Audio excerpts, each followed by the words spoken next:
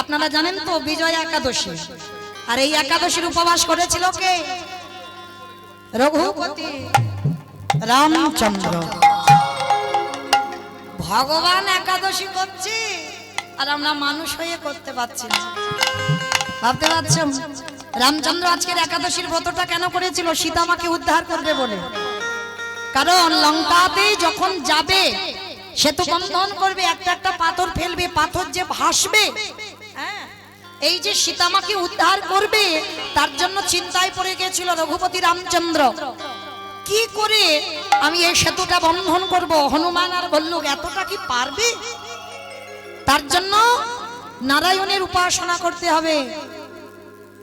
আগের দিন রাত্রিবেলা বাবা একটা ঘটিতে একটা আম্রপত্র, কর্পূর, তাম্বুল, অগুর সবকিছু দিয়ে একটা স্বর্ণ নারায়ণ তৈরি করতে হয়েছিল, সোনার নারায়ণ।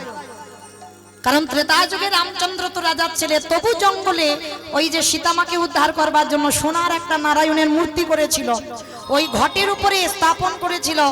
আর এই স্থাপন করে আজকের দিনে এই বিজয়া একাদশী উপবাস করে সারা রাত জাগরণ করে বিষ্ণু আরাধনা করেছিল। সারা রাত্রি জাগরণ করে আরাধনা করে সকালবেলা ওই ঘটটা সাগরে ভাসিয়ে, আর ওই স্বর্ণটা, স্বর্ণ মূর্তি যেটা করেছিল রামচন্দ্র, ওইটা একটা সাত্ত্বিক ব্রাহ্মণকে দান করে দিয়েছিল। আর তার জন্য সীতামাকে লঙ্কার মাটি থেকে উদ্ধার করতে পেরেছিল। আর তার জন্য হনুমানের দল, ভল্লুকের দল ওই সাগরে একটা একটা করে পাথর ফেলছিল, পাথর ভাসছিল। তাহলে একাদশীর উপবাস করে তবে কিন্তু রামচন্দ্র জয় লাভ করেছিল। তাহলে রামচন্দ্র করছে, আর আমরা যারা উপবাস করেছি তাদের চরণে দণ্ডবত প্রণাম। আবার জানেন তো আমার ভগবান কৃষ্ণও করেছিল। কত বলবো, বলতে বলতে ফুরাবে না বাবা। এই যে আমরা মানুষ না, আমরা করতে চাইছি না এই ব্রতগুলো, কিন্তু ভগবান তারা করেছিল। ভগবান কৃষ্ণ একেবারে ছোটবেলায় একাদশীর উপবাস করেছিল।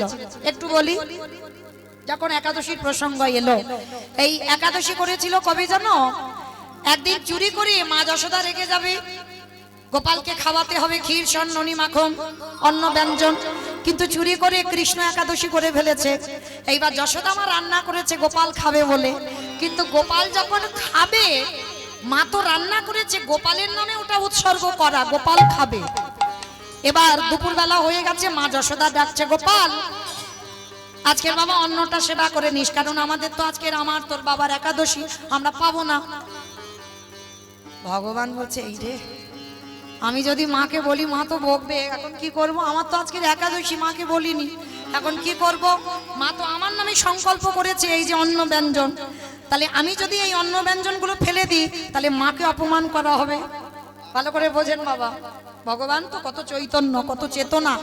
তাহলে মায়ের দেওয়া জিনিস ফেলাও যাবে না। আর একাদশী তিথিতে যারা অন্ন ভক্ষণ করবে, অন্ন সেবা করবে, তারা তো পাপ ভক্ষণ করছে। ভগবান এই পাপ পুরুষকেও সৃষ্টি করেছিল, পাপ পুরুষকে থাকতে দিয়েছিল একাদশী তিথিতে। কোথায় না? পঞ্চশস্যের ভিতরে। একাদশীতে যারা বাবা অন্ন সেবা আমরা করব, বাবা মাকে হত্যা করলে যে পাপ হয় সেই পাপের বোঝা নিতে হবে। একাদশীতে অন্ন সেবা করলে, গোমাতাকে হত্যা করলে যে পাপ হয় সেই পাপের বোঝা নিতে হবে। একাদশীতে গুরুদেবকে হত্যা করলে যে পাপ হয় সেই পাপের বোঝা নিতে হবে। আজকের ভগবান চিন্তায় পড়ে গেছে, মা তো আমার জন্য রান্না করেছে, আমি যদি ফেলে দিই আমার অপরাধ হবে। আবার একাদশীতে যদি অন্নটা খাই সেটা অপরাধ হবে, তাহলে কি করব? অন্ন ব্যঞ্জনটা নিয়ে প্রথমে আমার কৃষ্ণ গোমাতার কাছে গেছে, মানে গাভীর কাছে গিয়ে বলছে, গোমাতা কৃপা করে আমার মা আমার নামে সংকল্প করেছে এই অন্ন ব্যঞ্জনটা পাবো বলে। গোমাতা আজ একাদশী আমি করেছি, একাদশীতে অন্ন পেতে পারবো না, তো কৃপা করে তুই এই অন্নটা সেবা কর। গোমাতা মনুষ্য কণ্ঠে বলছে, প্রভু আমি তো পারবো না, কারণ একাদশীতে অন্ন সেবা করা পাপ, আমি পারবো না। তুমি একাদশী করেছো, তুমি খেতে পারবে না, তুমি আমার দ্বারা পাপ করাবে, আমি তো পারবো না। এইবার পাখিকে ডেকেছে, পাখি তোরা অন্তত খেয়ে যা, কারণ এটা আমি ফেলে দিতে পারি না, আমার মাকে অপমান করা হবে, তোরা খেয়ে যা। পাখি এসে বলছে প্রভু ক্ষমা করে দাও, একাদশীতে অন্ন সেবা করা পাপ, আমরা পারবো না। এইবার বাবা জঙ্গলে গিয়ে পশুদের ডাকছে, তারা ওই একই কথা, আমরা পাবো না একাদশীতে পাপ ভক্ষণ করতে। শেষে কি করেছে বাবা, পতিত পাবনী গঙ্গা স্নানে গেছে, গঙ্গার ঘাটে গিয়ে কৃষ্ণ মনে মনে ভাবছে এটাকে আমি ভাসিয়ে দেব, তাতে যা হয় হবে, কারণ আমি ব্রত ভাঙতে পারবো না, একাদশীতে তো অন্ন সেবা করতেই পারবো না। তো এইবার অন্নটা নিয়ে গঙ্গাতে ভাসাতে যাবে, পতিত পাবনী গঙ্গা উঠে বলছে দাঁড়াও,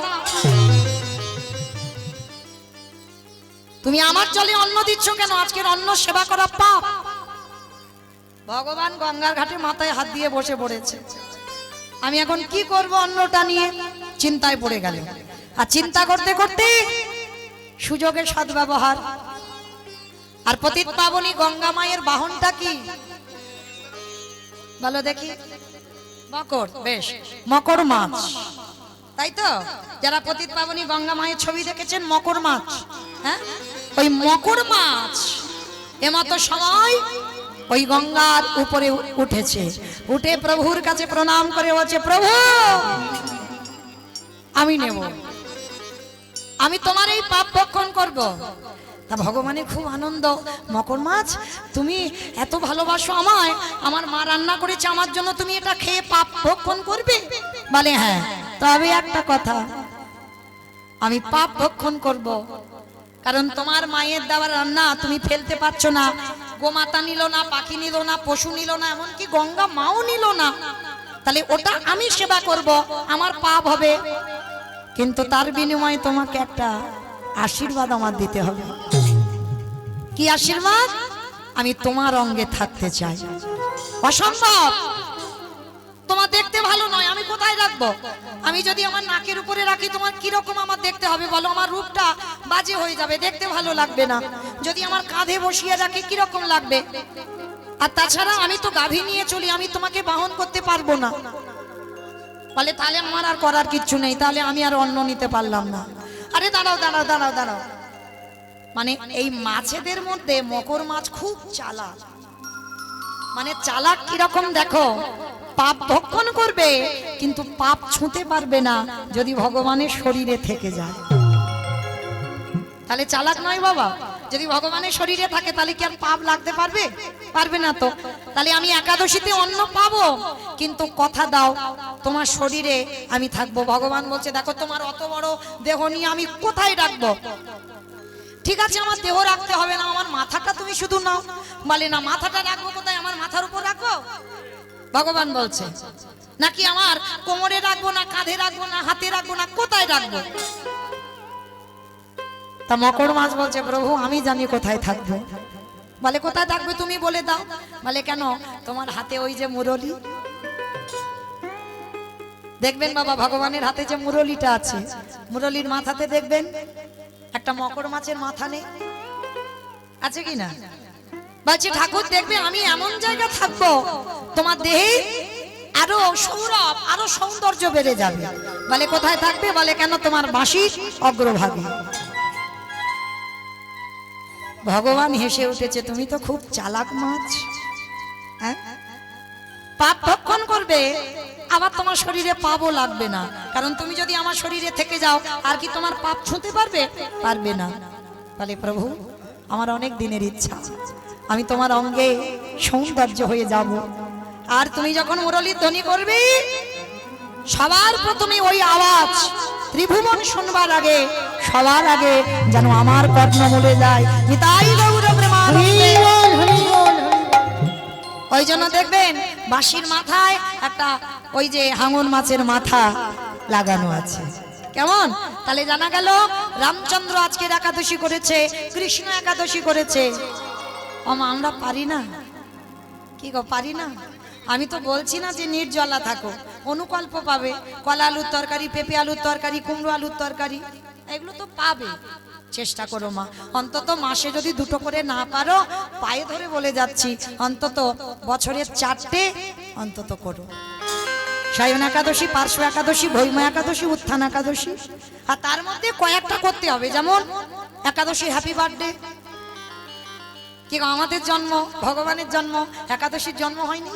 হয়েছে তো অগ্রহায়ণ মাসে, যেটা হচ্ছে উৎপন্না একাদশী। পাঁজিতে লেখা থাকবে দেখবেন উৎপন্না একাদশী। এইটা হচ্ছে একাদশীর আবির্ভাব তিথি। তাহলে মায়েরা চেষ্টা করো, কারণ আমি চাপিয়ে দিলাম না।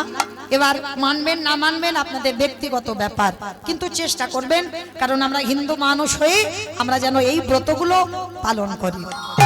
আমাকে অনুমতি দিলেন যে লীলাটা গাবার জন্য। আস্বাদন হবে আজকে ভক্ত সবরী উদ্ধার। আস্বাদন হবে ভক্ত সবরী উদ্ধার। তো এই যে সবরী মা, এই লীলা শুনতে গেলে বাবা একটু ত্রেতা যুগ যেতে হবে, রঘুপতি রামচন্দ্রের কথা। কারণ এই সবরী মা ছিল আমার রামচন্দ্রের একনিষ্ঠ ভক্ত। পঞ্চবটির বনে একাধারে থাকতো বাবা হীরা চণ্ডাল আর মাতা মোহিনী। এদের স্বামী স্ত্রীর সংসার। ভালো করে শুনবেন মায়েরা, আপনাদের বোঝার মতো লীলা। আমরা বলি না উচ্চ বংশে জন্ম নিতে হয় তবে ভগবানের কৃপা, না, নিজ জাতি হয়েও তারাও ভগবানের কৃপা লাভ করে। কিরকম? এই হীরা চণ্ডাল আর মাতা মোহিনী, এদের দুজনের সংসার। একদিন মাতা মোহিনী জলের ঘাটে জল আনতে গেছে, সঙ্গে সঙ্গে বাবা কতগুলো নরনারীগণ দেখে বলেছিল, এই তোর মতো নারীর মুখ দেখা মহাপাপ, তোর মতো নারীর মুখ দেখলে আমাদের যাত্রা অশুভ হয়। যখন বারবার কটু কথা বলছে, মোহিনী ছুটে গিয়ে হীরা চণ্ডালের চরণটা ধরে বলল, স্বামী বলতে পারো আমার কি অপরাধ, বলতে পারো আমার কি অন্যায়। আস্তে আস্তে আস্তে, কথা নয় কথা নয়, কি সুন্দর ছিলে গো, তেমন হয়ে যাও, দেখো ভালো লাগবে। একটা নিজ জাতি হয়ে সে কি করে আমার রামচন্দ্রকে ভালোবেসেছিল। তো আজকে এই যে হীরা চণ্ডাল মোহিনীকে বলছে, মোহিনী তুমি কেঁদো না, তুমি ডাকার মতো আমার রামকে ডাকো, একদিন না একদিন কৃপা করে তোমার কোল ঠিক ভালো করে দেবে। তাই হীরা চণ্ডাল বলছে, মোহিনী তুমি কেঁদো না। কেন তুমি ভুলে যাচ্ছ? তুমি তো আমার বউ নয়, তুমি তো আমার স্ত্রী নও, তুমি তো আমার সহধর্মিনী। আপনারা প্রশ্ন করবেন, মৌমিতার যে বউ যে স্ত্রী সেই তো সহধর্মিনী, বলে না। আস্তে আস্তে এত কথা হচ্ছে কেন বাবা, এত কথা হচ্ছে কেন? আস্তে, কি সুন্দর ছিল গো, অসুবিধা কেন, গন্ডগোল হলো কেন? একটু আস্তে, যারা যাবেন ধীরে ধীরে যান, কোনো কথা বলে নয়। তাই হীরা চণ্ডাল মোহিনীকে বলছে, মোহিনী তুমি তোমার বউ স্ত্রী নয়। আপনারা প্রশ্ন করতে পারেন, মৌমিতা যে বউ যে স্ত্রী সেই সহধর্মিনী, কিন্তু আমি বলবো না মা, গ্রন্থ এটা বলছে না। এই জগতে সহধর্মিনী তাদের বলে যারা এই জগৎ সংসারে স্বামী অসৎ পথে চলে যায়, নেশাগ্রস্ত, জুয়া খেলে, মাতাল, একাদশী করে না, ভগবানের চরণে যায় না, কীর্তন আসরে বসেও না। যদি তুমি সেই ঘরের ঘরণী হও, যদি তুমি তোমার স্বামীর চরণ ধরে যদি কৃষ্ণ ভজনে নিয়ে যেতে পারো, তাহলে তুমি জানবে হয়েছ সহধর্মী। তা মায়াবতী বলছে, স্বামী আমি কথা দিলাম, আজকের এর পর থেকে আমি জীবনে কোনোদিন আর ভগবানের কাছে কিছু চাইব না। মোহিনী চাইলে কম পড়ে, না চাইতে এত কিছু দেয়, তুমি রাতবার জায়গা পাবে না। ঠিক আছে, তুমি যখন বলছো আমি আর ভগবানের কাছে কিছু চাইব না, কিন্তু ভক্তের মনের কথা আমার ভগবান বুঝতে পেরে যায়। একদিন হঠাৎ ভগবান দৈববাণী করল, মোহিনী গর্ভবতী, মা বাবা বুঝতে পেরেছে, অনুভব করেছে, আর পা মাটিতে পড়ছে না। পা মাটিতে পড়ছে না। যারা যারা ঘৃণা করতো, যারা যারা কটু কথা বলতো, তাদের কাছে মোহিনী গিয়ে বলছে, কি গো তোমরা তো খুব বলতে আমার মুখ দেখা মহাপাপ, আমার মুখ দেখলে যাত্রা শুভ হয়ে যায়, আর দেখলে তো আমি কেমন অসাধ্যকে সাধন করেছি। ভগবান আমার ডাকে সন্তান গর্ভে দিতে বাধ্য হয়েছে। এত বড় অহংকারী কথা যখন সন্তান জন্ম না দিয়ে বলছে, ভগবানের অভিমান হলো, মোহিনী সন্তান গর্ভে ধারণ করেছো, এটুকু সময়ে তোমার এত অহংকার, আর আমি সবকিছু সহ্য করি, কিন্তু ভক্তের অহংকারটা নয়। দৈববাণী করে বলল, মোহিনী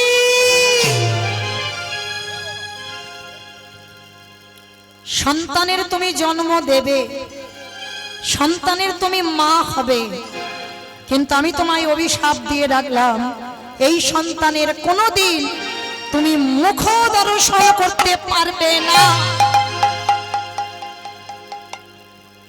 দৈববাণীটা যে কে করলো বাবা অনুভব করতে পারলো না। মোহিনী বলেন, কে তুমি? আমাকে এত বড় বড় কথা বলে যাচ্ছ, যাও চলে যাও, আমি সন্তানের জন্ম দেব আর আমি তার মুখ দেখতে পাবো না? যাও, তোমার কথা আমি মানি না, বিশ্বাস করি না, যাও চলে যাও। বুঝতে পারলো না মা, ভগবান দৈববাণী করে চলে গেল। দেখতে দেখতে দিন গেল, মাস গেল, 10 মাস 10 দিন গর্ভবতী মা মোহিনী। এত অভাব, এত কষ্টের সংসার, এত অভাবের সংসার। 3 দিন হয়ে গেল মোহিনী কিছু খেতে পায়নি। তার 3 দিন যখন খেতে পাচ্ছে না, হীরা চন্ডালকে বলছে, স্বামী একবার কৃপা করে তুমি আমার একটু সেবার ব্যবস্থা করো। 3 দিন হয়ে গেল আমি কিছু খেতে পাইনি, বড় খিদে, বড় জ্বালা, বড় যন্ত্রণা, তুমি আমার একটু সেবার ব্যবস্থা করে দাও। মোহিনী, ঠিক আছে, তুমি এখন ভালো আছো তো? বলে, হ্যাঁ স্বামী ভালো আছি। স্বামী ভিক্ষায় গেছে স্ত্রীর মুখে একটু তুলে দেবে বলে খাবার, আর সেই সময় ভগবান আমার দৈববাণী করে ডাকছে, পবন দে, বরুণ দে, ইন্দ্র দে, তোমরা এমন করে ঝড় বৃষ্টি তোলো, যে ঝড় বৃষ্টিতে যেন হীরা চন্ডাল আর ঘরে ফিরতে না পারে। শুরু হলো বাবা পরিষ্কার আকাশ, মেঘাচ্ছন্ন, ঝমঝম করে বৃষ্টি নামলো, চারিদিকে মেঘের গর্জন, বিদ্যুৎ চমকিত হলো। হীরা চন্ডাল ভিক্ষা করে খাবার পেয়েছে স্ত্রীকে খাওয়াবে বলে, একটা গাছের তলায় দাঁড়িয়ে আছে বাবা। প্রচুর বৃষ্টি হচ্ছে, ঝড় বৃষ্টি, বজ্রপাত, আর এদিকে কুড়ে ঘরে মা মোহিনী প্রসব যন্ত্রণা শুরু হলো। অসহ্য যন্ত্রণায় ছটফট করতে করতে মোহিনী চিৎকার করে বলল, কেউ কি নেই, কেউ কি নেই যে কেউ একবার আসে আমার কাছে? আর এই মাতৃ যন্ত্রণা যে পেয়েছে সে জানে, ওই যন্ত্রণায় ছটফট করতে করতে মোহিনীর কোল আলো করে একটা ফুটফুটে কন্যা সন্তানের জন্ম হলো। কিন্তু জন্ম দিয়ে মোহিনী মৃত্যু হয়ে গেল।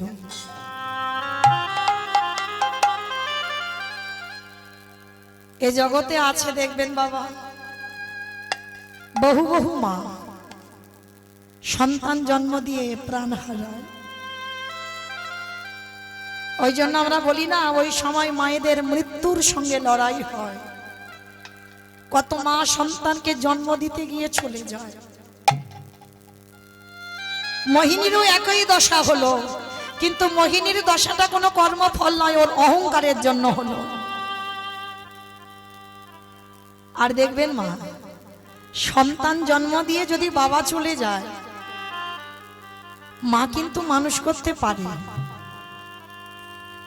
এটা আমি মা বলে বলছি না, পারে মা, পারে মার তেমন ক্ষমতা থাকে, কিন্তু একটা সন্তান জন্ম দিয়ে যদি তার মা চলে যায়,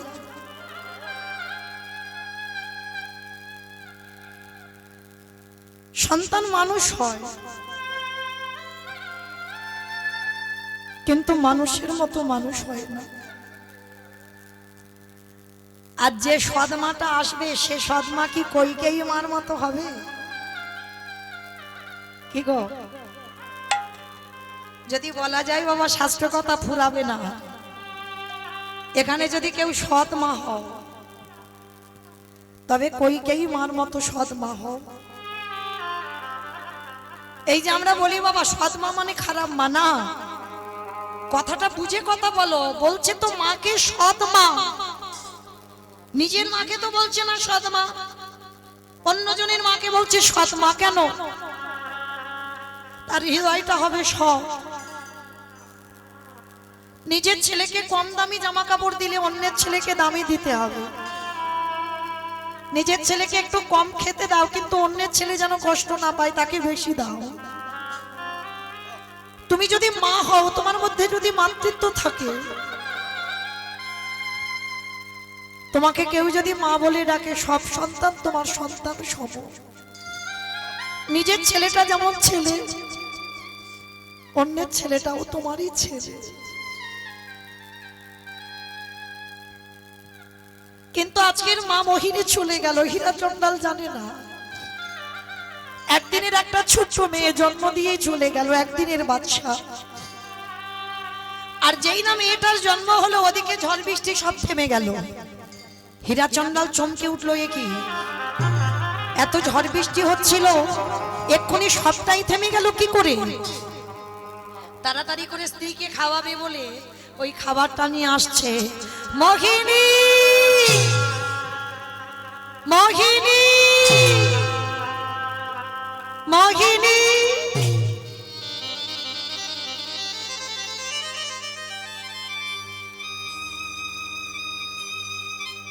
বারবার যখন মোহিনী মোহিনী বলে ডাকছে, কে সাড়া দেবে মা?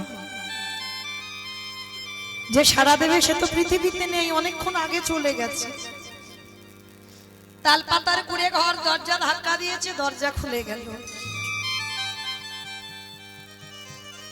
হীরা চন্ডাল ছুটে গিয়ে ঘরের মধ্যে দেখছে মোহিনী অচৈতন্য, আর পাশে একটা ছোট্ট ফুটফুটে মেয়ে। কোনদিন তো বাবা বলা ধন দেখেনি, যেই না মেয়েটাকে দেখেছে, মেয়েটাকে কোলে করে তুলে নিয়েছে। ও মোহিনী, মোহিনী, তুমি বলেছিলে না তোমার মতো একটা সন্তান হোক,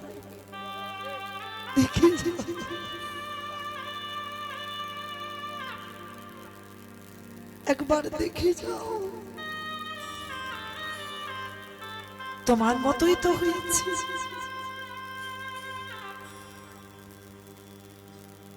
বারবার মোহিনী মোহিনী বলে ডাকছি, কিন্তু কে সাড়া দেবে গো? দেহটা স্পর্শ করে দেখছে বাবা অনেকক্ষণ আগে চলে গেছে। নাসিকায় হাত দিয়ে দেখছে নিঃশ্বাস পড়ছে না। যখনই নিঃশ্বাস পড়ছে না, মেয়েটাকে কোলে করে নিয়ে চিৎকার করে ডাক দিল, দয়া মা, দয়া মা।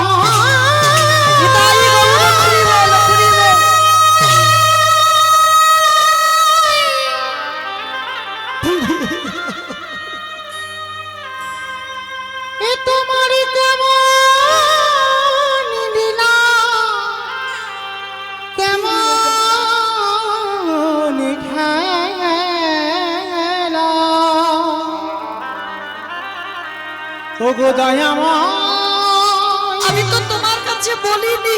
ওগো কৃপা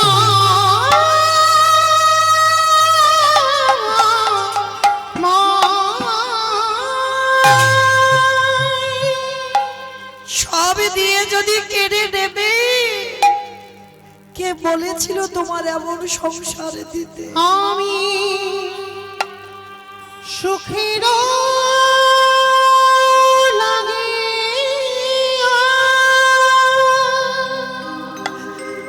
তুমি বলে দাও এই মেয়েটা মেয়েটাকে কি করে বাঁচাবো?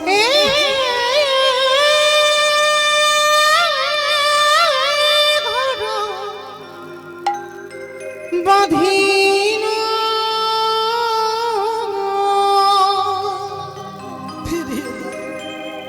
সবই অনানে, আমি চাইনি তোমার কাছে কোনোদিন কিছু, তাহলে দিলে যদি কেড়ে নিলে গেল রে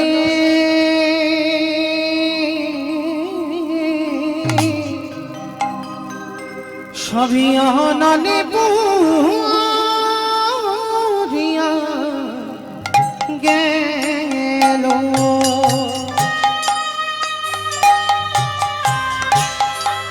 এই মেয়েটাকে কি খাওয়াবো, আমি কি খাওয়াবো?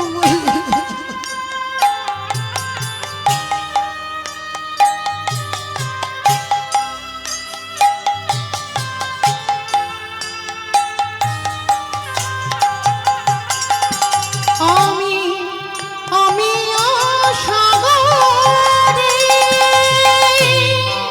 ফিরিয়ে দাও আমার পরিবারকে, ফিরিয়ে দাও। স্নান করিতে আমি সাগরে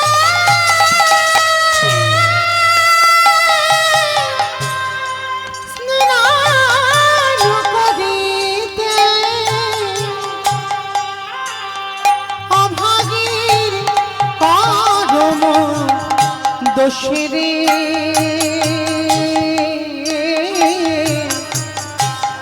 এই অভাগীর করম দোষে আমি সুখের লাগিয়া ফিরিয়ে দাও, সব দিয়ে তুমি কেড়ে নিয়েছো।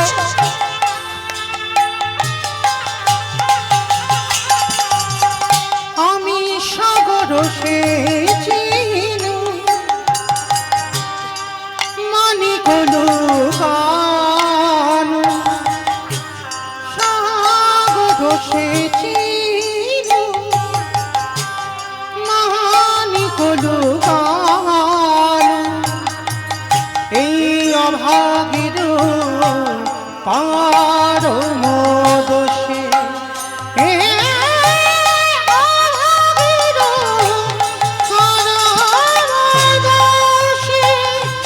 আমি সুখের নিতাই গৌর হরি বল, হরি বল, হরি বল।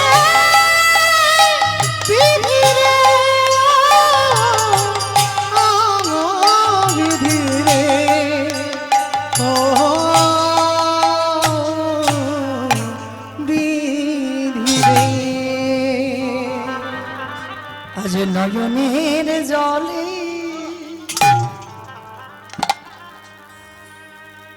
ওই একদিনের কন্যাকে কোলে তুলে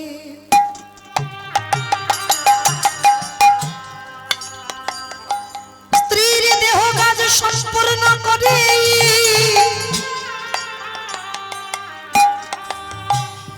ওই মেয়েটাকে নিয়ে বসে বসে কাঁদে, বলে দয়াময় তুমি বলে দাও এই মেয়েটাকে আমি কি খাইয়ে বাঁচাইয়ে রাখবো? ওগো কৃপা মা নিতাই গৌর হরি বল, হরি বল, হরি বল। ওগো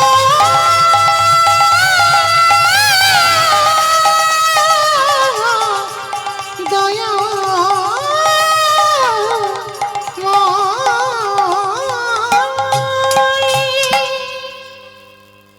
এইবার হঠাৎ ভক্ত বাৎসল্য ভগবান আমার থাকতে পারলো না, স্বর্গ থেকে একটা কাম ধেনুকে পাঠিয়েছে হীরাচন্দালের ঘরের দরজায়, আর ধেনুটা এসে হাম্মা হাম্মা করে ডাকছে। আর এই কাম ধেনুর একটা বিষয় আছে বাবা, এর কাছে যে যা চায় তাকে তাই দিয়ে দেয়। আমার সৌভাগ্য হয়েছে বাবা, আজ থেকে কিছুদিন আগে গিয়েছিলাম করিমগঞ্জ জেলা, আসাম। ওই করিমগঞ্জ জেলায় এখন জীবিত আছে কিনা জানি না গাভীটা, কিন্তু আমরা যখন গিয়েছিলাম তখন নিজে চোখে দেখে এসেছি কামধেনু কাকে বলে। গাভীর বাঁট দিয়ে দুধ দুইতে হতো না, বালতি বসিয়ে দরজা বন্ধ করে একটা ধূপ জেলে চলে আসতো, আপনি থেকে গাভীর বাঁট দিয়ে দুধ পরে বালতি ভর্তি হয়ে যেত।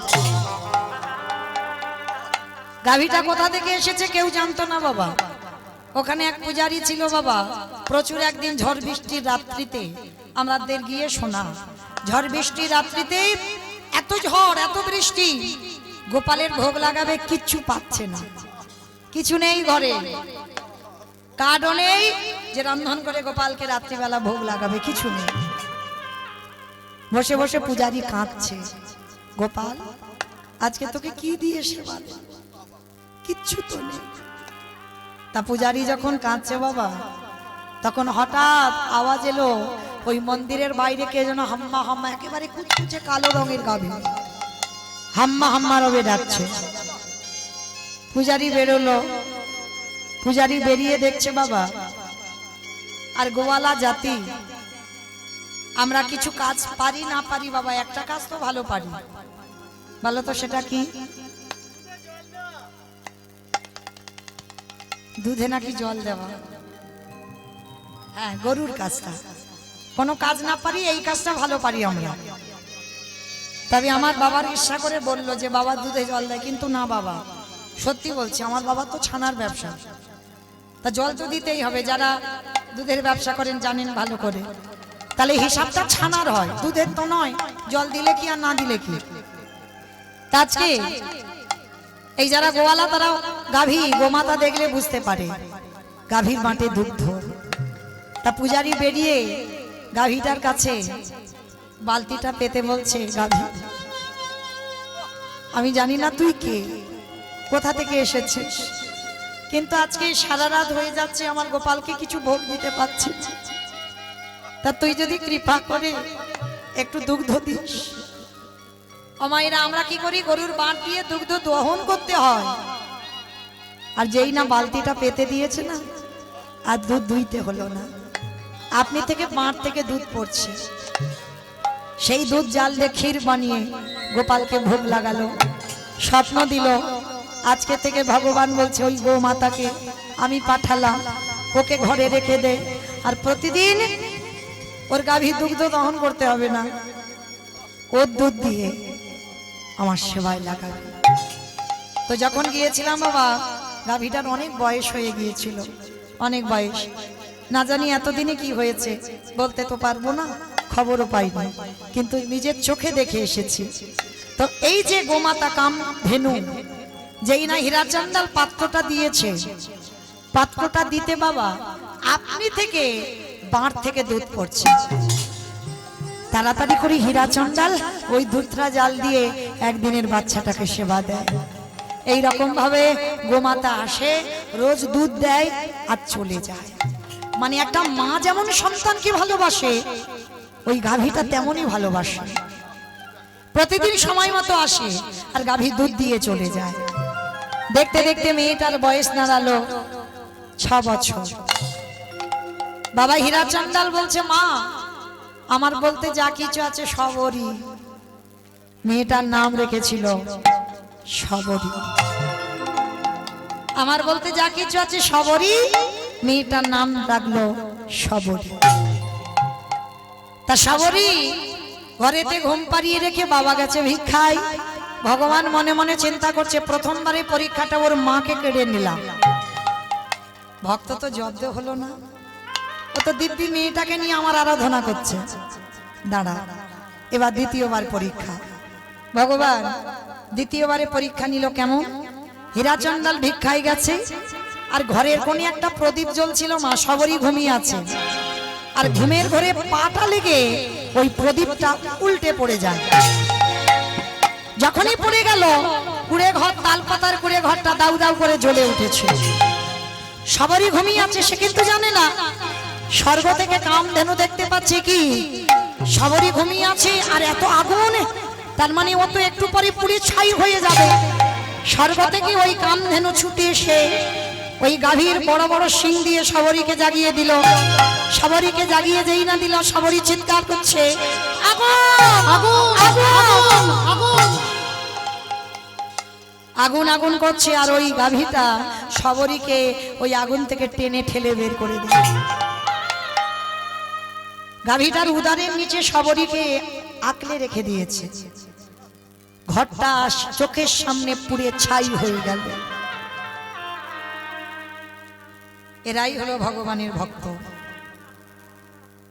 ভগবানের ভক্ত বাবা কোনোদিন অট্টালিকা তৈরি করবে না। কৃষ্ণ ভক্ত যদি হয়েছ না, যে করে আমার আশ তারে করি সর্বনাশ। সর্বনাশ নয়, সর্বনাশ। আত্মীয় পরিজন বন্ধু বান্ধব বিষয় বৈভব সব কেড়ে নেবে, এইটাকে বলছে সব নাশ। আর তারপরেও যদি তুমি তার চরণ না ছাড়ো, তারপরে ভগবান বলছে আমি হয়ে যাই সেই দাসের অনুদাস। আর দেখবেন মা, একটা কথাই, একটা জিনিসে ভয় পাবে না। যার সংসারে বেশি দুঃখ, বেশি কষ্ট, বেশি জ্বালা, বেশি যন্ত্রণা, মনে রেখো কৃষ্ণ আছে বলে তোমার কাছে তোমার জীবনে কষ্ট। আর যখন তুমি আরামে থাকবে, সুখে থাকবে, তোমার কাছে কৃষ্ণ থাকবে। যার জন্য ভগবানের কাছে যদি কোনোদিন কিছু চাইতে হয়, ধন সম্পত্তি টাকা পয়সা কিছু চেয়েও না মা, একটা জিনিস চাইবে, কৃষ্ণ আমি যেন সারা জীবন কৃষ্ণ বলে কাঁদতে পারি। আমার সব কেড়ে নিস, কিন্তু আমার চোখের জলটা কোনোদিন কেড়ে নিবি না। আর জগতের যত দুঃখ তুই আমায় দিবি, কারণ আমি তো জানি দুঃখ থাকলে তুই আমার কাছে থাকবি, আর সুখ হলে তুই আমার কাছ থেকে চলে যাবি। চাই না যে সুখে তোকে হারাতে হয়, আমি কখনো সেই সুখ চাই না। তো আজকের বাবা হীরাচন্দাল জানে না ঘর পুড়ে গেল, স্ত্রী চলে গেল, তাহলে কত বড় পরীক্ষা নিচ্ছে দেখো ভগবান। তো এইবার হীরাচন্দাল চাল ডালটা পেয়েছে, জানে বাড়িতে এসে রান্না করে মেয়ে আর বাবা খাবে ভোগ লাগিয়ে। তো হীরাচন্দাল মাথায় চাল ডালের পুটলিটা তুলে নিয়েছে, আর নিজের মনের আনন্দে বলছে, ওগো ভগবান তুমি এখনো কেন গো নীরব হয়েছ?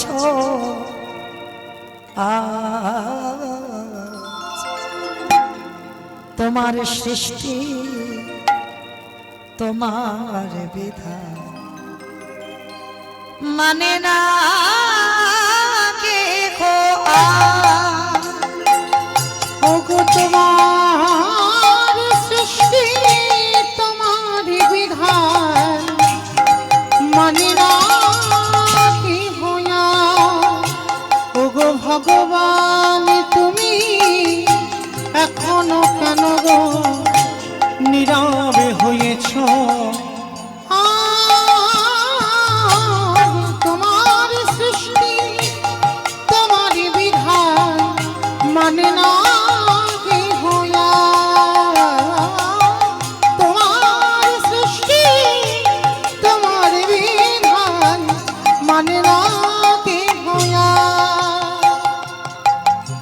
তুমি সুখী জন করো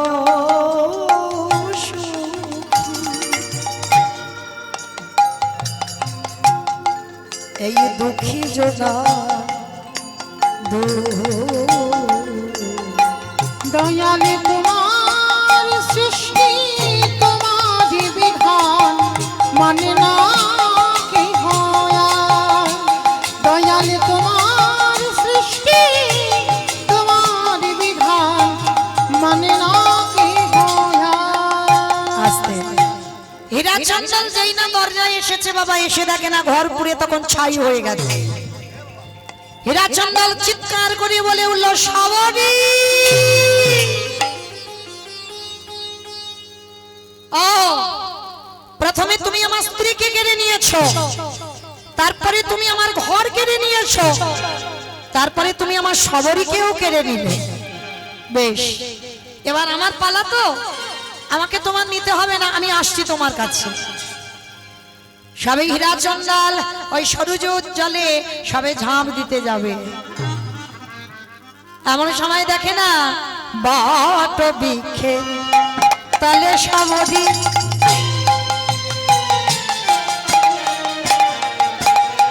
দেখো করো জড় করি, বট বৃক্ষের তলে সবরি আরো জড়ো করি, আমারে গাভীর উদর তলে ভজে নসি হরি, আমার গভীর উদর তলে ভজন শ্রীহরি। সবরি কর জোরে নাম করে, সবরি কত জনে নাম করে, বলি রামে দেখা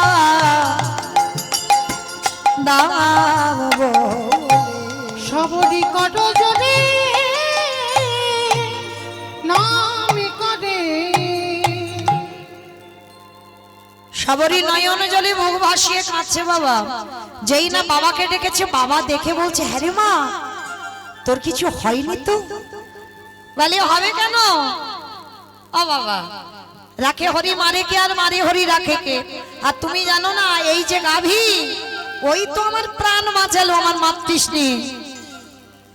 হীরা চন্দাল গাভীর চরণ দুটো ধরে বলছে, গাভী মানুষে যেটা করে না তুই পশুকুলে জন্ম নিয়ে করে দেখিয়ে দিলি। কি বাবা, মানুষে যেটা করে না সেটা তো করে দেখালো। এই যে মকর মাছের কাহিনী শুনলে, তাই না? যেমন ত্রেতা যুগে যারা জানেন ভক্ত অনেক আছে, কোন ভক্তকে দেখাতে পারবে? একজন ভক্ত পেরেছে বাবা হৃদয়ের চামড়াটা কেটে রাম সীতা যুগলে বসে আছে, পারবে? কোন ভক্ত দেখাতে পেরেছে? একজনই পেরেছিল, ভক্তপ্রবর বীর হনুমান, তাই না বাবা? একদিন সীতা মাকে বলেছিল, মা ওই যে নারীরা মাথাতে লাল মতো ওটা কি পরে গো? তা সীতা মা বলছে, বাবা এটা সিঁদুর। ও মামা সিঁদুর কেন পরে?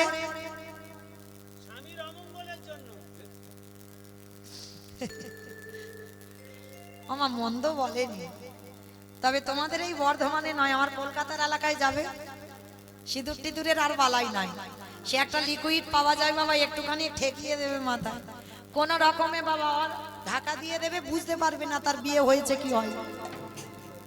আমার বলছি বলে যেন অপরাধ নিও না, আমার কথা নয়, কেমন?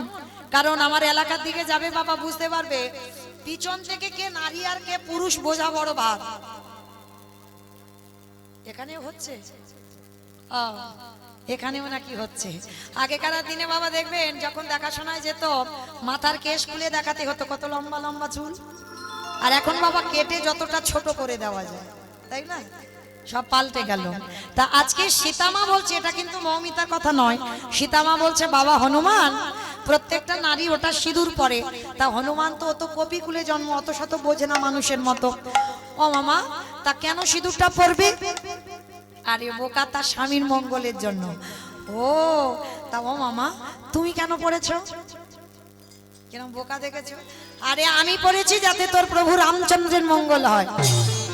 তা যেই না হনুমান শুনেছে রামের মঙ্গলের জন্য সিঁদুর পড়েছে, মা সেদিন রাত্রিবেলা আর বেটা ঘুমায়নি, রাত থাকতে থাকতে গঙ্গা স্নান করে এসেছে, গঙ্গা স্নান করে মার ঘরে চুরি করে গেছে, গিয়ে দেখে না 3 কৌটো সিঁদুর, আর 3 কৌটো সিঁদুর নিয়ে মা ওই সিঁদুরটা মাথা থেকে পা পর্যন্ত ভালো করে মেখেছে, আর ঠাকুর ঘরের ভিতরে গিয়ে বসে বসে রাম রাম রাম রাম রাম রাম। কারণ ওই যে মা বলেছে ওইটুকু সিঁদুর মাথা দিয়ে মঙ্গল, সারা গায়ে সিঁদুর মেখে রাম রাম করছে। তা রামচন্দ্র বেরিয়ে এসেছে, হনুমান এই এদিকে আয়।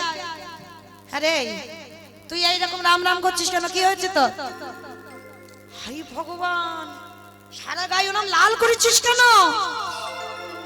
বলে প্রভু আমি জানবো কি করে? আমি মাকে বললাম, মা সিঁদুর মেয়েরা কেন পরে? বললো তার স্বামীর মঙ্গলের জন্য। আমি বললাম, মা তুমি কেন পড়েছ? বললো তো রামচন্দ্রের মঙ্গলের জন্য। হে হে রাম দয়াময়, ওইটুকু সিঁদুর মা মাথায় দিয়ে যদি তোমার মঙ্গলে চাইতে পারি, আরে আজকের আমি মাথা থেকে পা পর্যন্ত ভালো করে সর্বাঙ্গে সুদূর মেঘলাম, বলো বলো রাম দয়াময়, বলি না জানি কত তোমার মঙ্গল হলো, একেবারে বলো বলো ও দয়াময়, না জানি কত তোমার মঙ্গল হলো। আস্তে এইবার সঙ্গে সঙ্গে আমার রামচন্দ্র বলছে, আরে তুই এত আমায় ভালোবাসিস। তাইবার সীতামা কি করেছে, তাড়াতাড়ি করে ওই গলা থেকে মুক্তোর মালাটা খুলে একেবারে হনুমানের গলায় পরিয়ে দিয়েছে। হনুমান পড়েছে, পড়ে বাবা বড় বড় হনুমানের দাঁত দিয়ে মুক্তগুলো ভাঙছে। আর ভাঙতে ভাঙতে কিছুক্ষণ পরে বাবা, কিছুক্ষণ পরে মুক্তগুলো বড় বড় নখ দিয়ে ভেঙে ভেঙে ফেলছে। আর ভেঙে ভেঙে ফেলতে ফেলতে বাবা একেবারে কিছুক্ষণ পরে মালাটা হনুমান তো টান দিয়ে ছিঁড়ে দিয়েছে। তা সীতামা রেগে গিয়ে বলে, এই জন্য তোকে বলে তুই হনুমান, হনুমানের গলায় মুক্তোর মালা সাজি। হনুমান কেঁদে ফেলেছে, ওগো মা গো, এই জগতে সবাই আমায় হনুমান বলে বলো, কিন্তু তুমি আমায় হনুমান বলো না। আমি কেন ছিঁড়ে ফেললাম তুমি জানো? সেই সময় বড় বড় নখ দিয়ে বক্ষটা বিদীর্ণ করে দেখালো, দেখো মায় আমার বক্ষের দিকে তাকাইয়ে আজ রাম সীতা যুগলে বসে আছে।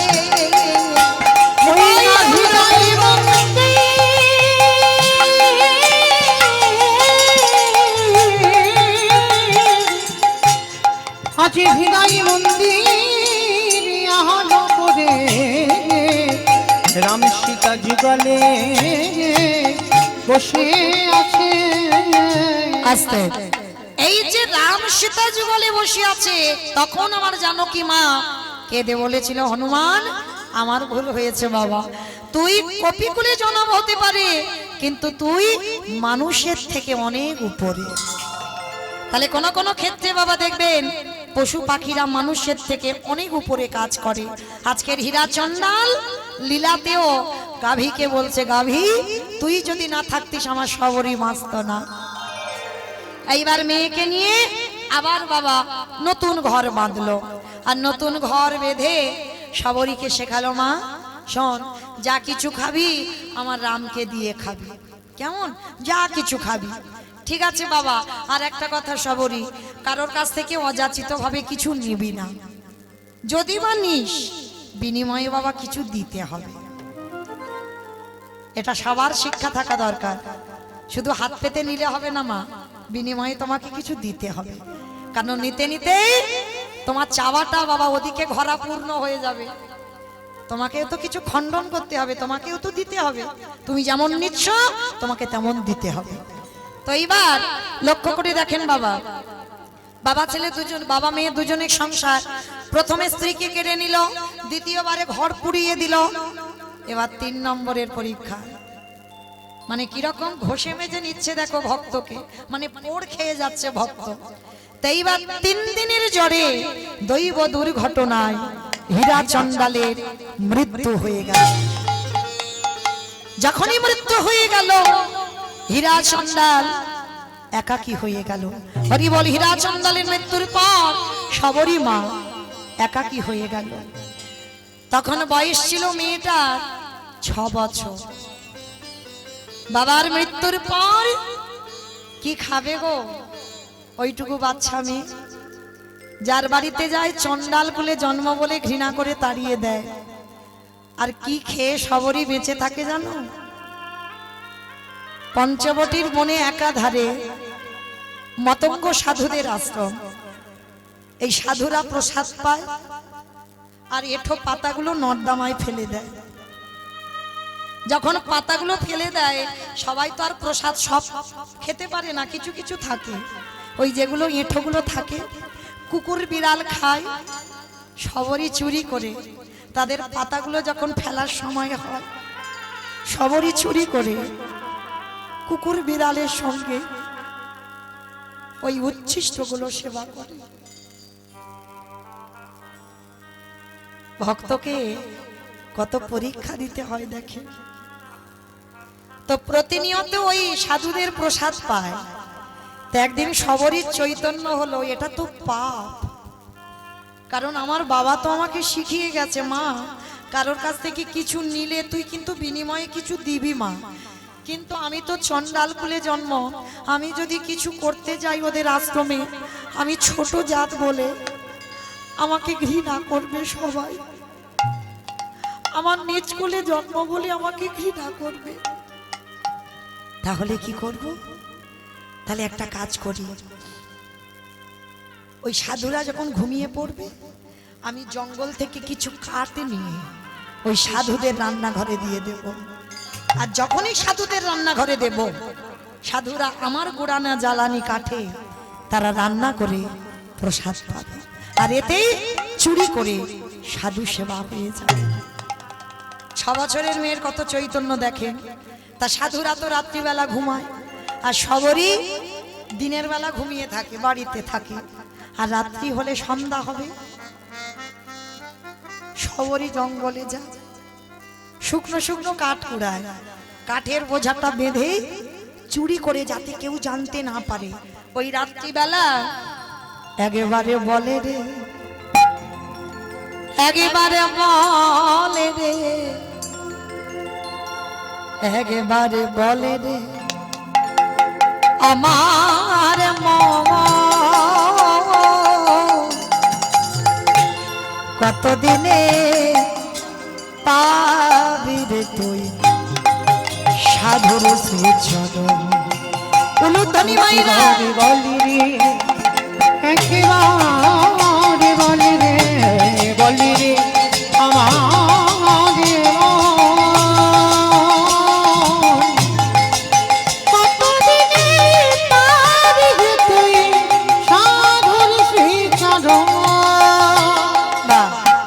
ওই মেয়েটা কাঠের বোঝাটা নিয়ে যেই না বাবা রান্নাঘরে ফেলেছে, সাধুর দলেরা ছুটে এসে সবরীর হাতটাকে চেপে ধরেছে। কে তুই? থাকিস কোথায়? বাড়ি কোথায়? বাবা মাকে? নাম কি তো?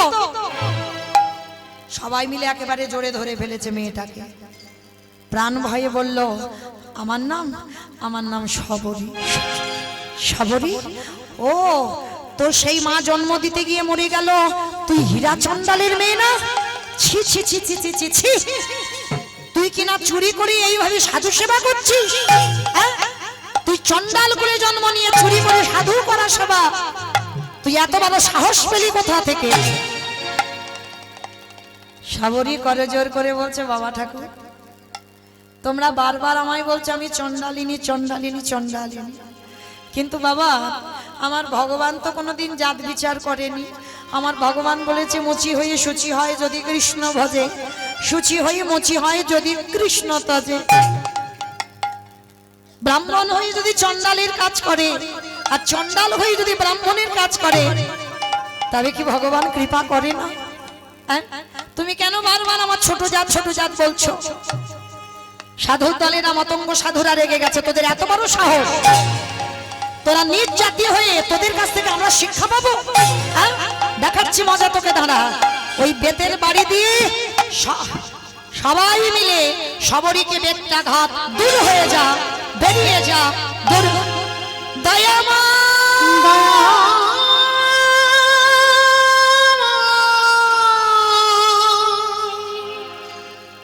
এত মারা মেরেছে, ছেলে মেয়েটার অঙ্গ দিয়ে রক্ত ঝরে ঝরে পড়ছে। আচ্ছা বলো তো মা, কৃপা কেন হচ্ছে না? পারবে কি বলতে কৃপা কেন হচ্ছে না? যারা এত ভক্তি আছে কৃপা হচ্ছে না কেন? বেশ, আশ্রয় করে। নদী পার হতে গেলে তো বাবা নৌকাকে ধরতে হবে, আর সেই নৌকারূপী তো আমাদের গুরুচরণ। গুরু না হলে ভব নদী পার হতে পারে। গুরুরূপী কান্ডারি তো তোমায় নিয়ে যাবে। আর এই জগতে যারা গুরু আশ্রয় করিনি আমরা কোনোদিন ভবনদী পার হতে পারবে না। তা আজকে সবারই এত কাঁদছে কিন্তু কৃপা হচ্ছে না, ভগবানের আসন চলে যাচ্ছে কিন্তু দেখা দিতে পারছে না। কেন? দীক্ষা হয়নি। আর ওদের মধ্যে বাবা সবাই তো আর খারাপ লোক নয়, ওদের মধ্যে একজন ছিল বাবা যার নাম হচ্ছে রামানন্দ স্বামী। এই রামানন্দ স্বামী হচ্ছে সবরই মা দীক্ষা গুরু। তা রামানন্দ স্বামী ছুটে এসে মেয়েটাকে জড়িয়ে ধরেছে, দাঁড়াও দাঁড়াও দাঁড়াও দাঁড়াও, মেয়েটাকে মেরো না, ও তো মরে যাবে। ওইটুকু বাচ্চাকে যদি তোমরা এত মারো ও তো মরে যাবে, মেরো না। সবরীকে বুকে জড়িয়ে ধরে বলছে, এই মা আয়, আজকের আমি তোকে রাম মন্ত্রে দীক্ষা দেব, চল। তা যেই না রাম মন্ত্রে দীক্ষা দিয়েছে বাবা, গুরুদেব হয়ে সবরীকে বলছে, শোন মা, যা যা কিন্তু খাবি সব কিন্তু দিয়ে খাবি। কে গো মা, সবাই দিয়ে খাচ্ছ তো? সবাই দিয়ে খাচ্ছ?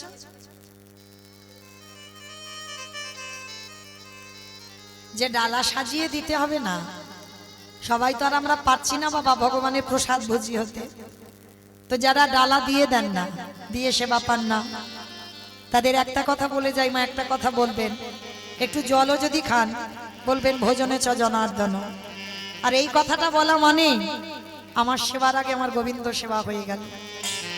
যা কিছু খাবেন এটা বলে তবে খাবেন, যা কিছু। তা সবরই বলছে, বাবা আমার কাছে তো কিছু নেই, আমি কি দিয়ে খাবো? গুরুদেব বলছে, কে বলেছে তোর কাছে কিছু নেই? আছে রে, আছে। যেটা তোর কাছে আছে সেটা কারোর কাছে।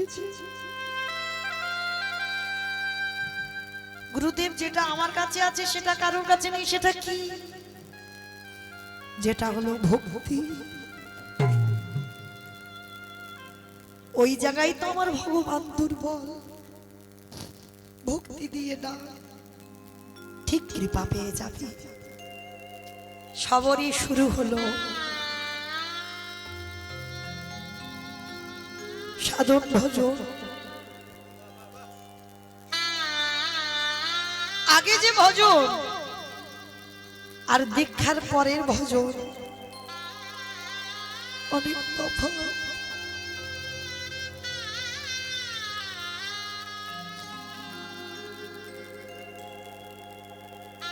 সবরই দীক্ষা পাবার পর জঙ্গলে জঙ্গলে মা আহার করে কি? ফল। ফল আহার করে, গাছে থেকে ফল পাড়ে, যেটা টক যেটা তিতো সেটা নিজে খায়, আর যেটা খেয়ে দেখে নাই মিষ্টি সুস্বাদু খুব স্বাদ, সেটা খেয়ে অর্ধেকটা রেখে দেয় প্রভু রামকে খাওয়াবে। ভালোবাসা দেখেছ? আমরা তো বলি বাবা ভগবানকে বাসি কাপড়ে খেতে দিলে খায় না, ভগবানকে খেয়ে নাকি খেতে দিলে খায় না। সত্যি কি তাই? আমাদের তো ভজন নেই গো, আমরা তো ভালোবাসতে পারিনি, খাবে কি করে ভগবান? হাজার ভক্ত ডালা সাজিয়ে দিচ্ছ, ভগবান খাচ্ছে না, কারণ আমরা দিতে শিখিনি। সবরই একটা করে ফল খেয়ে রেখে দেয়, যেটা মিষ্টি ফল। কবে বলতে কবে রাম আসে, আর এই ফলটা দিতে হবে। কমাইরা খাওয়া ফল থাকে, পচে যায়, পোকা লেগে যায়, নষ্ট হয়ে যায়। আবার দেখবে বাবা কোনো কোনো ফল শুকিয়ে যায়, যেগুলো শুকিয়ে যায় সেগুলো রামের জন্য গুছিয়ে রেখে দেয়, কবে আমার রাম আসবে আর আমার এই ফলগুলো তাকে খেতে। কিন্তু এইটা কারণ নয়। সবরই খেয়ে খেয়ে দেখছে কেন সব গাছের ফল, সারাদিন সকাল থেকে বিকাল পর্যন্ত শুধু গাছের ফল পেড়ে খায়, প্রত্যেকটা গাছের ফল পেড়ে পেড়ে খায় কেন? ছোটবেলায় হীরাচন্দাল বাবার কাছ থেকে গল্প শুনেছিল, রামের সব থেকে বড় শত্রু কে? কে মা? রাবণ। শুনে রেখেছে তো সবরই, সেইটা বিশ্বাস করে আছে যে আমার রামচন্দ্রের সব থেকে বড় শত্রু রাবণ। আর সেটাই ভয় লেগে গেছে মেয়েটার, যদি কোনো ফলের গাছের মধ্যে বিষ দিয়ে দেয়, আর যদি রাম বনেবাসে এসে খিদের জ্বালায় যদি গাছ থেকে ফল পেড়ে খায়, যদি আমার রামের কিছু হয়ে যায়, মরণ যদি হয়, আগে আমার হোক, আমার ভগবান রাম যেন ভালো থাকে।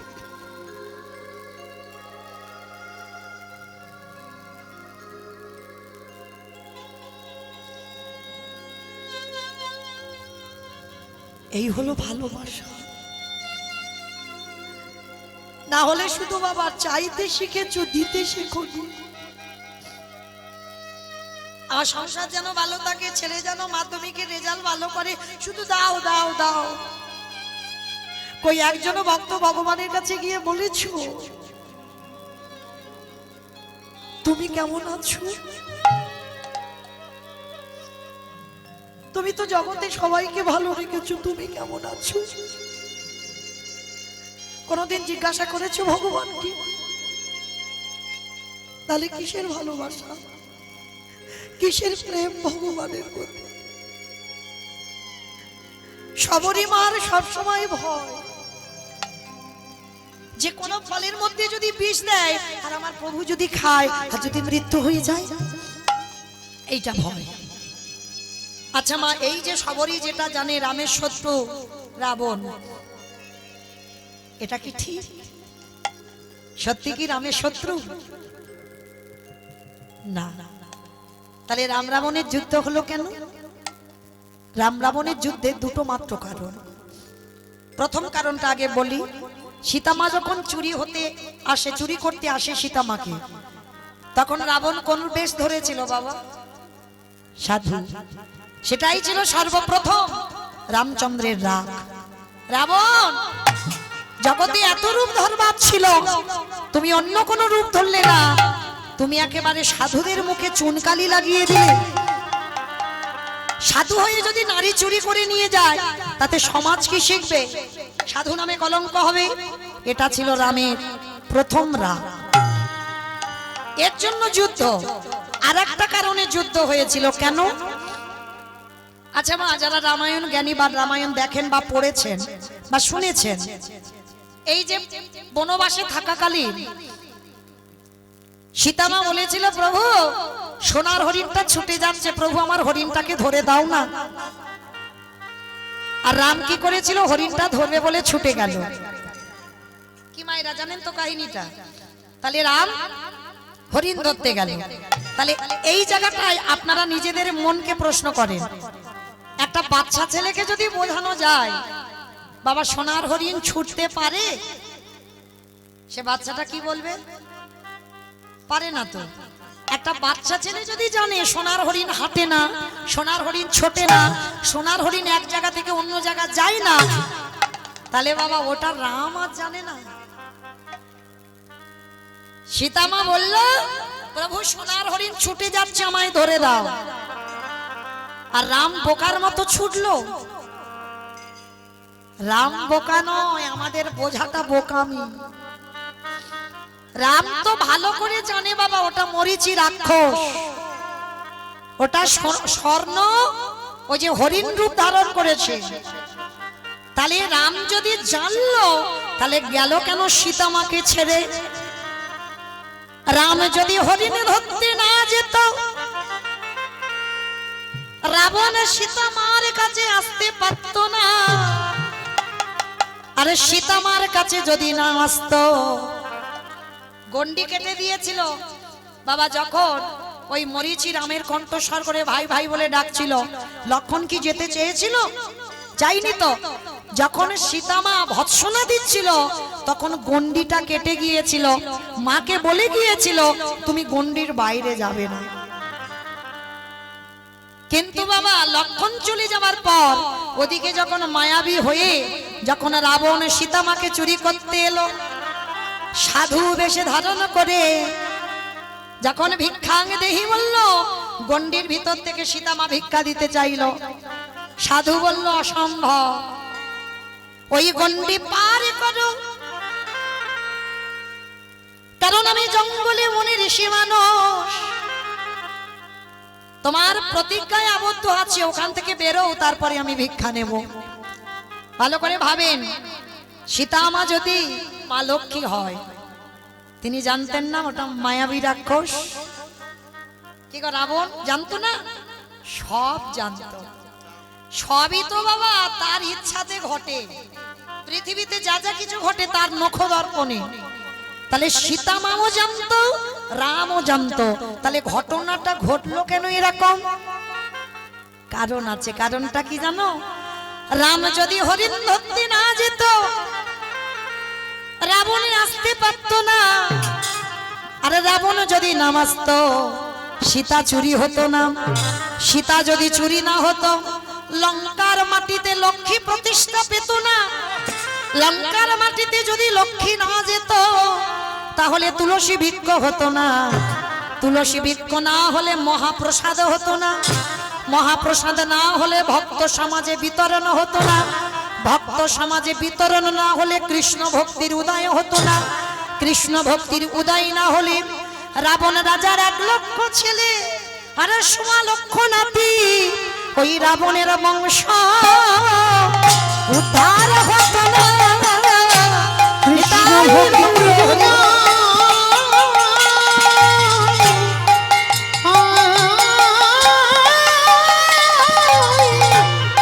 কৃষ্ণ ভক্তির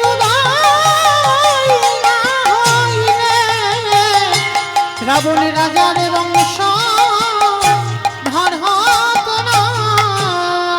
আস্তে এইবার কি হলো মা, ঘটনাটা দেখেন।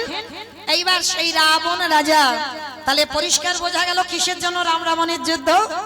এই দুটো কারণের জন্য যুদ্ধ। তাহলে এই যে সবরী মা জেনে গেল যে আজকে রামচন্দ্র যদি আসে ফলের মধ্যে বিষ মাখিয়ে রাখবে, তাই সবরী মা আজকের এই ভজন করতে করতে বার্ধক্য দশা, দন্ত পড়ে গেল, চামড়া আলগা হয়ে গেল, মাথার চুল পেকে সাদা, কোমর ভেঙে গেল, লাঠি ঠুকতে ঠুকতে আসে, বসে বসে ভজন করে, আর ওই কান্না একদিন চলে গেল আমার রামের চরণে। এতদিনের কান্না আজকে সার্থকতা হলো। কি গো, সেই জন্ম থেকেই তো মেয়েটা কাঁদছে। ভগবান জগৎকে শেখালো, কতটুকু তুমি চোখের জল দিয়েছো ভগবান পাবে, কতটুকু তুলসী গাছে জল দিয়েছো চোখে যে তুমি ভগবান পাবে। যে যত বেশি কাঁদতে পারবে কৃপা তত তাড়াতাড়ি হবে। সবরীর দিন সময় হয়ে গেল বাবা, অনেক বয়স হয়ে গেছে। বসে বসে সারাদিন দেখা দে দেখা দে দেখা দে, আর কি রাম থাকতে পারে? রাম লক্ষণের হাতটা ধরে সবরীর দরজায় এসেছে। দরজায় এসে ডাকছে, সবরী সবরী,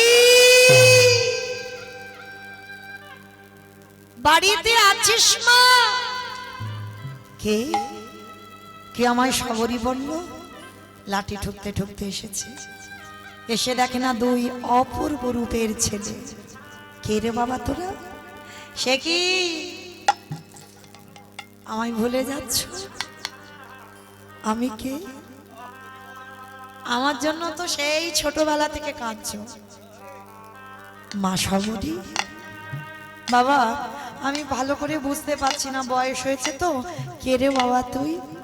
আমি তোমার রামচন্দ্র। চমকে উঠেছি রাম, রাম তুই এসেছিস, কিন্তু বসতে দেব কোথা? আমায় এত গরিব এত কাঙাল, বসতে দেওয়ার জায়গা নেই। ছুটে গেল একটা গাছের তলায়, শুকনো কিছু পাতা কুড়িয়ে এনেছে, পেতে দিয়েছে। প্রভু বসো, আমি তো তোমার জন্য ডাকতে ডাকতে আজকের আমার যাওয়ার সময় হলো, বসো। ও মায়েরা, ভগবান যদি তোমাদের ঘরে আসে কি করবে? আসন দেবে বা সিংহাসন দেবে, চেয়ার দেবে, তারপরে কি করবে? পা ধোবার ব্যবস্থা করবে। সবরই তা তো নেই গো। এত গরিব এত কাঙাল, ভগবানের পা ধোবার মতো কোনো পাত্র নেই। তবে কি ধোয়ানো যাবে না? যাবে। রামচন্দ্রের চরণ যুগলে বুকে ধরে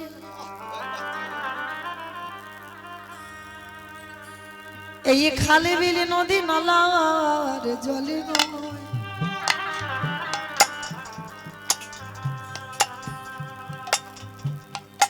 সবরি মায়া মা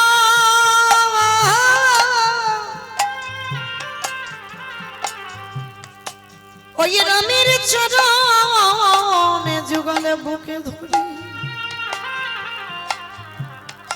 খালবিলি নদী নালার জল নয়, সবরি মারে চোখের জল। এ জল মা আপনাদের আমাদের মতো নয়, এ জল যেন বাবা নদীর স্রোতের মতো নালা বেয়ে যাচ্ছে, জল আর বন্ধ হচ্ছে না, যেমন ঢেউ হয়। রামের চরণ দুটো ধৌত হয়ে গেল।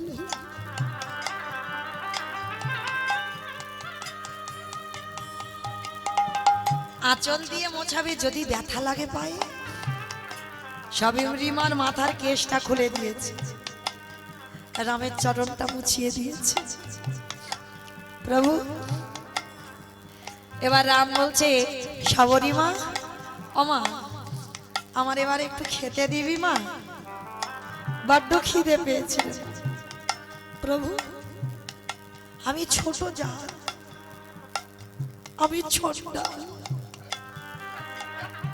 তুমি খাবে, তুমি খাবে আমার হাতে? এই কে বলেছে ওইসব চন্ডাল টন্ডাল আমার কাছে বলিস না। মা দে না, খুব খিদে পেয়েছে। দাঁড়াও প্রভু, তুমি একটু দাঁড়াও, আমি দেখছি। ছুটে গেছে ঘরে, সেই যে ঝুড়িতে বাবা রাখা ছিল, যে ফলগুলো পচে গিয়েছিল তো পোকা গেছে ফেলে দিয়েছে, আর যেগুলো মিষ্টি শুকিয়ে গেছে শুকনো, সেই ফলগুলো তো ঝুড়িতে রাখা আছে। ঝুড়িটা কাকে করে নিয়ে এসেছে? বয়স হয়েছে তো, কোমর ভেঙে গেছে। প্রভু তোমার জন্য আমি তুলে রেখেছি, দেখো আমি খেয়ে দেখেছি, খুব মিষ্টি ফল, কোনো জ্ঞান নেই যে আমার মুখে থুতু লালা ভগবানকে দেব, ও জ্ঞান নেই। মা যেমন সন্তানকে ভালোবাসে, কি গো দেখবেন বাবা সন্তান ফোন করে বলে দিল, বাবা তুমি আমার জন্য একটা 5 টাকা দামের বিস্কুট এনে তো। বাবা ছেলের জন্য একটা 5 টাকা দামের বিস্কুট এনে দিয়েছে, বাবার সামনে ছেলেটা বিস্কুটের প্যাকেটটা ছিঁড়ে খাচ্ছে। বাবা কাঙালের মতো হাত পেতে ছেলের কাছে বলছে, হ্যাঁ রে বাবা আমার একটা বিস্কুট দিবি? ভালো করে বুঝবেন এইটা ভালোবাসাটা কেমন। 5 টাকা দামের ছেলের জন্য বিস্কুট এনেছে, বাবা 5 টাকা দামের আর একটা প্যাকেট এনে খেতে পারে না? পারে তো। ছেলে রেগে যায়, যেই বাবা চাই বিস্কুট দে, ছেলে রেগে গিয়ে ঠাকুমাকে বলে, ও ঠাকুমা দেখো না তোমার ছেলে আমার কাছে বিস্কুট খালি খালি চাইছে। বাবা তবু বলে, দে না বাবা। ছেলে তাড়াতাড়ি করে বিস্কুটগুলো সব গালের ভিতরে দিয়ে দেবে, বাবাকে যাতে দিতে না হয়। বাবা তবু বলবে, হ্যাঁ রে বাবা তুই ওই গালে থেকে ওই যে থুতু লেগে আছে ওই বিস্কুট একটু দে না বাবা। কেন?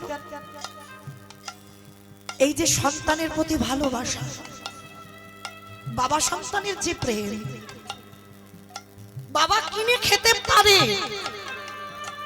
কিন্তু ওই যে সন্তানের মুখে থেকে একটু ভেঙে বাবার বদনে দিলে যে ভালোবাসাটা,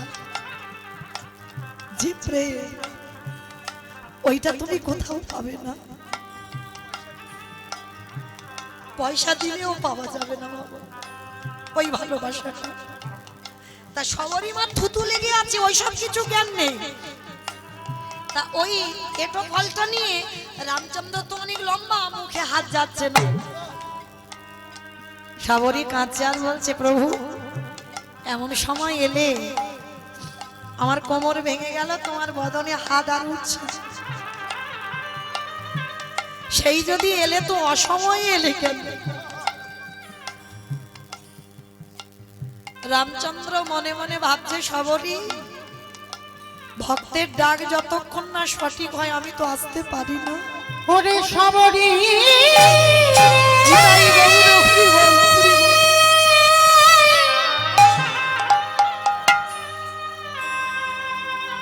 যে জনি ডাকার মতো ডাকিতে পারে,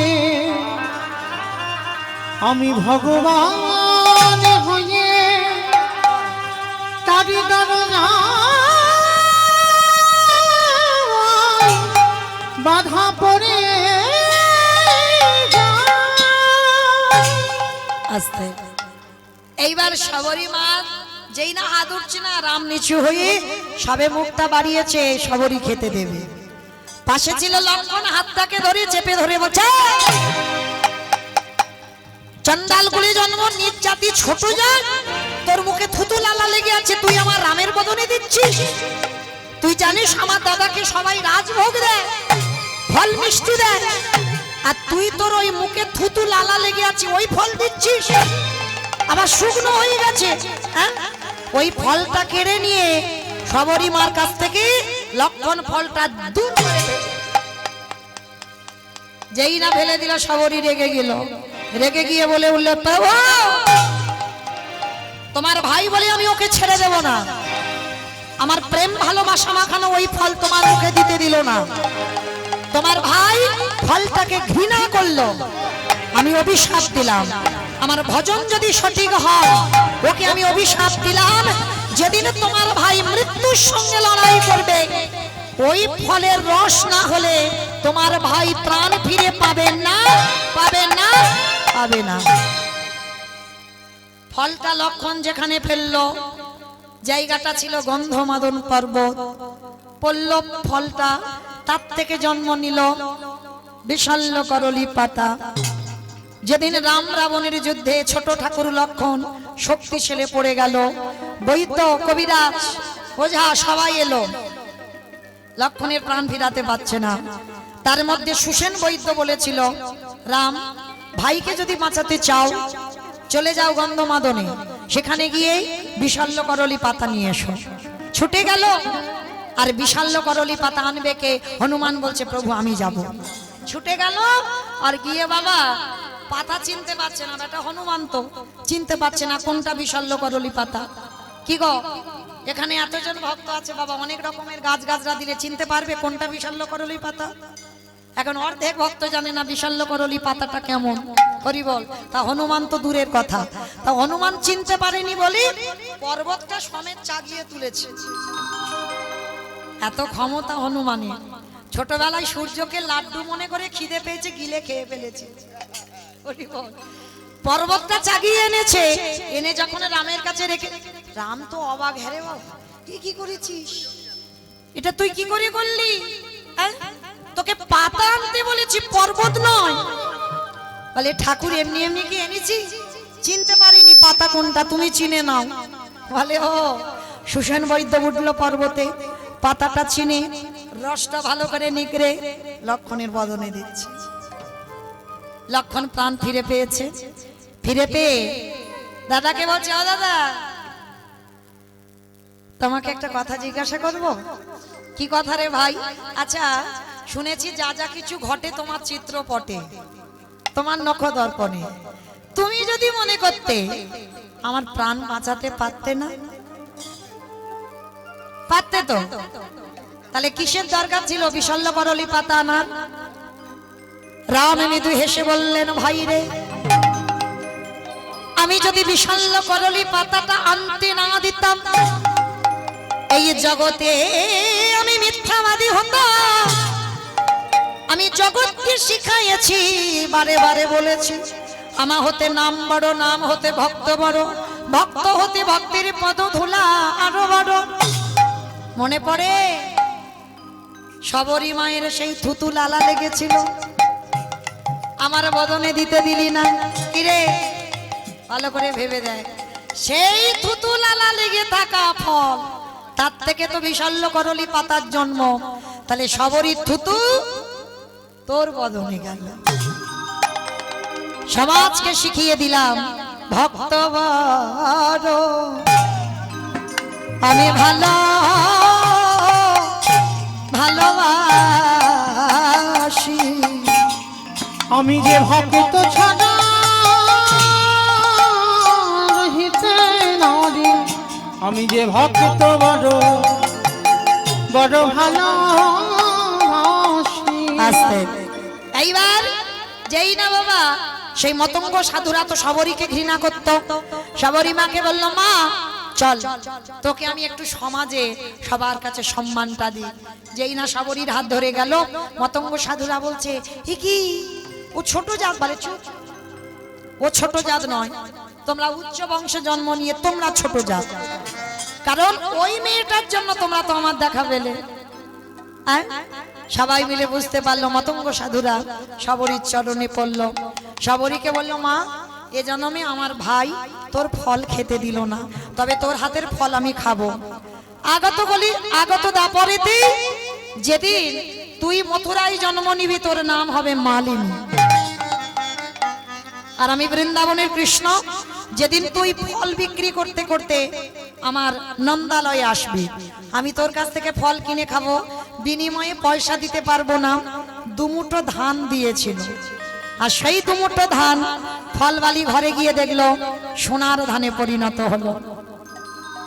তাহলে ত্রেতা যুগে শবরীর ফল খাইনি, কিন্তু রামচন্দ্র খেয়েছিল। কবে? দাপরেতে কৃষ্ণ অবতারে। সীতারামে ভজলে মানবা। আমার রামচন্দ্রের লীলা যখন হলো, একটা রামচন্দ্রের ভজন হোক।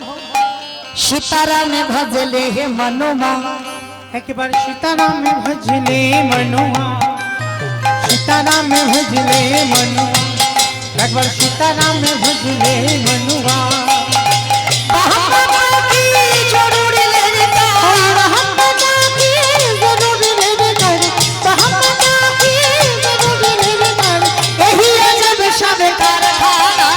सीताराम भजले मनुआ, सीताराम भजले मनुआ, सीताराम भजले मनुआ। আস্তে, এইবার শবরীকে সবাই মিলে প্রণাম করলো। শবরীর ভক্তির কাছে সবাই নত হয়ে গেল। এইবার রামচন্দ্র বললেন, দেখ মা শবরী, তোকে কৃপা যখন কৃষ্ণ অবতারে করব, আমার যাবার সময় তুই সেই রূপ দর্শন করবি। মাইরা, অনেক সময় হলো, শুভরাত্রি, ভালো থাকবেন, সুস্থ থাকবেন। সবাই একাদশীর উপবাস করেছেন, আমার কৃষ্ণ কৃপা হোক আপনাদের, এইটুকু রাধারানীর কাছে প্রার্থনা করব। সবাই ভালো থাকবেন। কেমন? স্বামীর বামে,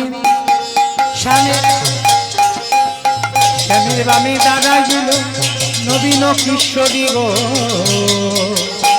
স্বামীর বামে দাঁড়াইল নবীন কিশোরী, ললিতা বিশাখায়া